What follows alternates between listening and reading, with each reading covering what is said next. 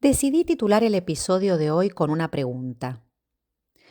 ¿Una topología de la sexuación? Vengo preguntándome cómo articular estos términos para pensar clínicamente las cuestiones inherentes a lo que no puede decirse en materia de relación sexual. Y en este punto, ¿qué es lo que aporta la topología a la clínica psicoanalítica? Para esto les propongo partir de un escrito que seguro conocen. Se trata de El atolondradicho, un escrito de 1972 que Lacan elabora entre los seminarios 19 y 20.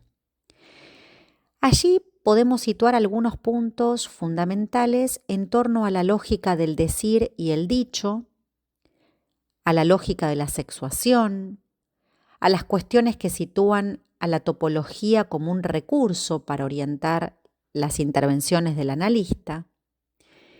Y este escrito comienza con la siguiente frase: que se diga queda olvidado tras lo que se dice en lo que se oye. ¿Qué nos quiere decir esta frase? El primer punto es que será preciso entonces diferenciar el dicho del decir. Si el dicho está en lo que se dice, en cambio el decir va a ser esa marca por lo que se diga. Esto parece un trabalenguas, pero este modo de plantear las cosas nos está adentrando en una lógica. Y esto tiene que ver con una segunda afirmación que va a hacer Lacan allí, y es que no hay metalenguaje, ¿no? En la medida en que no hay dicho que no ponga en juego un decir. Entonces, que se diga, podemos pensar que es una frase que se relaciona con la posición del sujeto.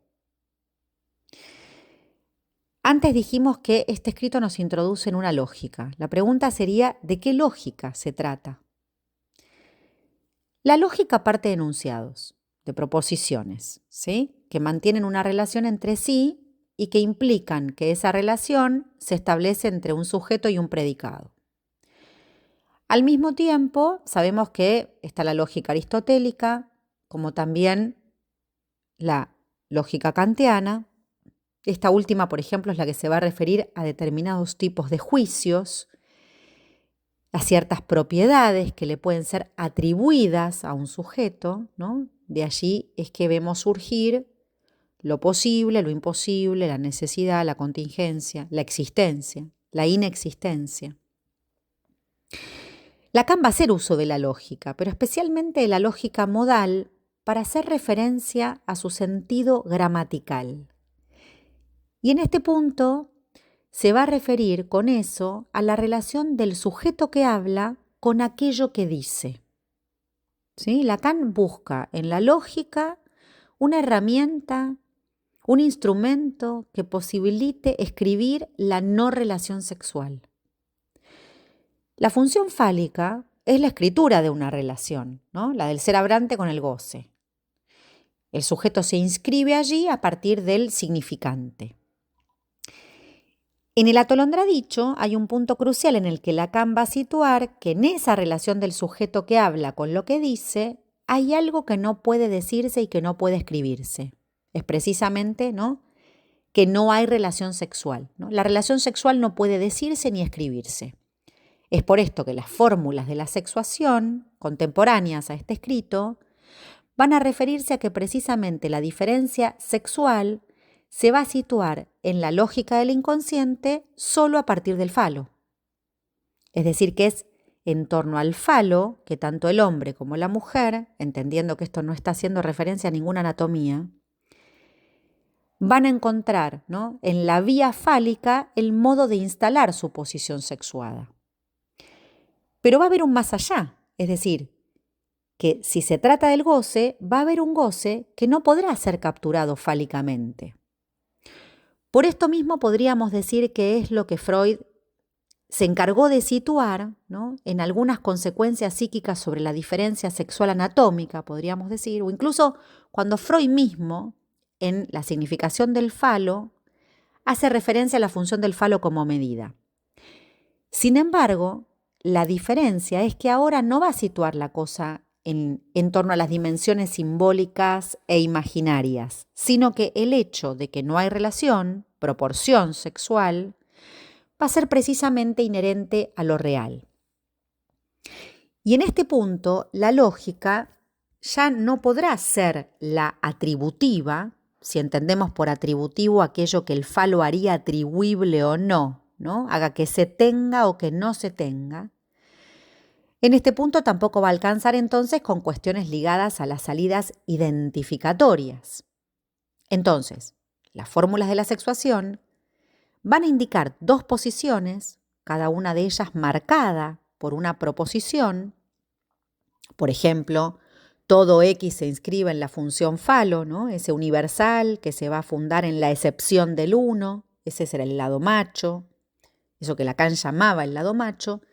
Y del otro lado, del lado femenino, va a situar a la mujer bajo la proposición de no todo X se inscriba en la función fálica, ¿no? Por eso decimos que las mujeres no hacen conjunto. Por lo tanto, ¿no? Tampoco va a haber de ese lado excepción. Entonces, ¿qué es lo que estas fórmulas presentan? Sino precisamente la relación con el goce. Esta relación con el goce la va a plantear respecto de los desarrollos en torno a eso que llama sexuación. Pero no se trata de oposiciones, no se trata de opuestos, no se trata de binarismos, de un lado versus del otro, sino de que el falo no hace relación. Ordena cierto campo del goce, pero no lo complementa, no lo hace complementario. Entonces, volvamos ahora a la cuestión del dicho y del decir. Si hay un universal, ¿no?, para todos, y hay una excepción, al menos uno que no cumple la función, eso funda el campo de la excepción. No hay la mujer como universal, entonces hay la excepción, ¿no? Esto es lo que impide la simetría, mostrando la inexistencia como algo diferente de la negación de una excepción, ¿no? No es lo mismo negar una excepción de algo que afirmar la inexistencia de ese algo. Mientras que del otro lado, ¿no?, es el campo mismo de la excepción el que funda el para todos. La excepción solo existe del lado de lo que se funda para todos, ¿no? Del lado femenino no hay excepción, habrá inexistencia. Entonces, habría, ¿no?, algo que indica que se le exceptúa algo al dicho, ¿no? Hay lo que se le hace de excepción al dicho. Dicho de otro modo, la excepción del dicho es lo que funda el campo del decir. ¿Sí? Si habría lo que hacer excepción al dicho, se trata de que hay lo que al dicho se le exceptúa. En este punto, el campo del dicho y del decir no es el mismo campo que el de lo indecible.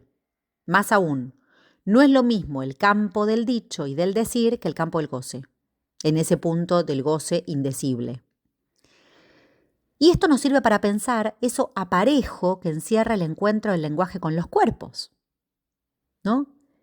El dicho atolondrado o el atolondradicho, como título del escrito, destaca, me parece que con suma importancia epistemológica, el pivot entre lo modal y lo nodal en la enseñanza de Lacan, es decir, una nueva dimensión del sentido, en tanto marca una diferencia respecto de la significación, ¿no?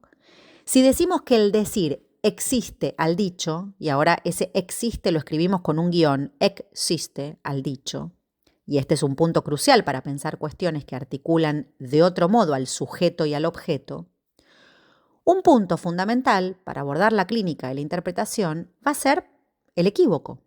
¿Qué significa que una clínica se oriente por el decir?